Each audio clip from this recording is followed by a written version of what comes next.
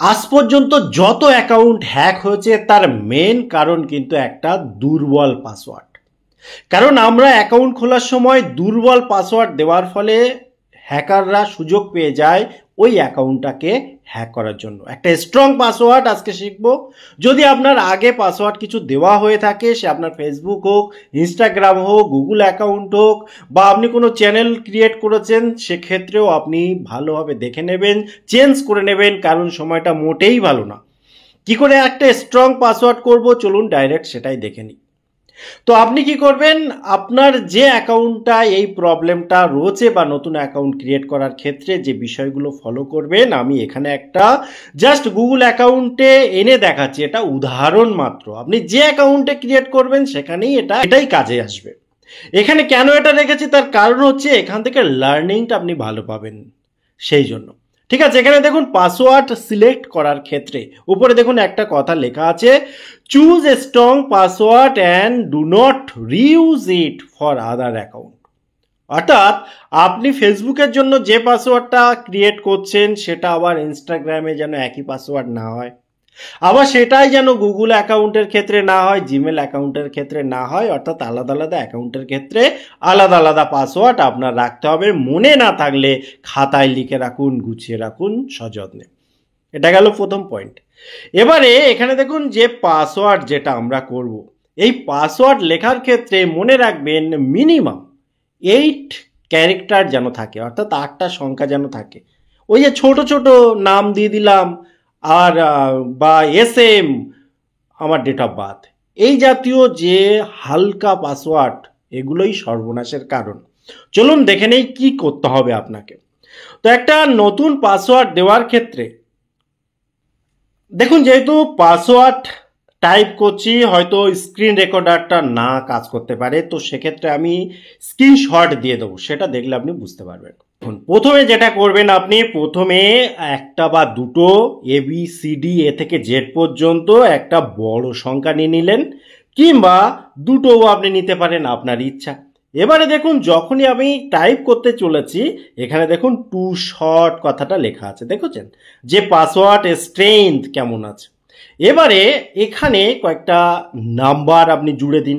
ধরুন এখানে আমি একটা নাম্বার দিয়ে দিলাম।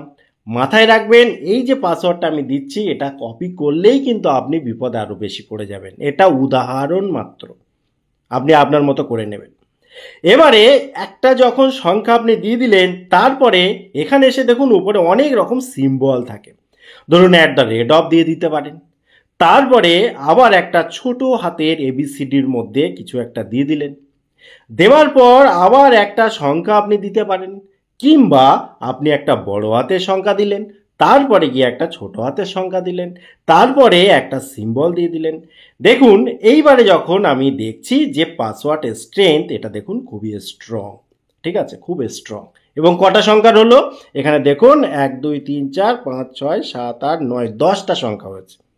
মিনিমাম 8টা আপনাকে দিতে হবে, এবং ম্যাক্সিমাম মেবি 32টা দেওয়া যায়। এবার আপনাকে খেয়াল রাখতে হবে, আবারও বলছি, এটাকে কখনোই কপি করবেন না।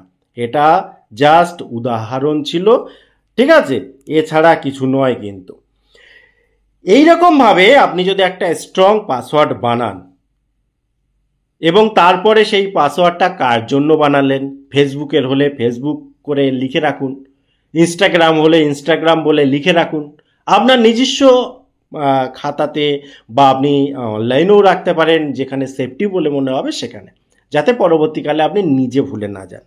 এবং এই ভুলে না যাওয়ার ব্যাপারে আপনাকে বলি, অনেক ক্ষেত্রে হতে পারে কোনো কারণে আপনি আপনার এই স্ট্রং পাসওয়ার্ড ভুলে গেলেন, কারণ এইরকম সংখ্যা এরকম দিয়ে তো পাসওয়ার্ড মনে রাখা সম্ভব নয়।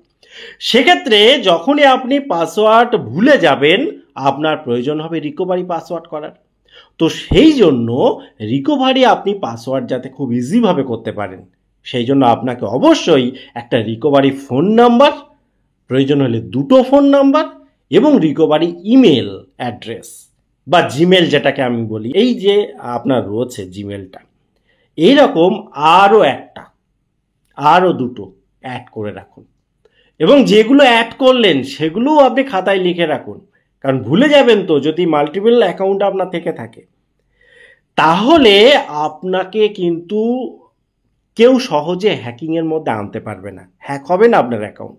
টোটাল ইনফরমেশন কেমন লাগলো অবশ্যই কমেন্ট করতে ভুলবেন না। আবার দেখা হয় পরবর্তী ভিডিওতে। ততক্ষণ ভালো থাকুন, সুস্থ থাকুন। Bye bye.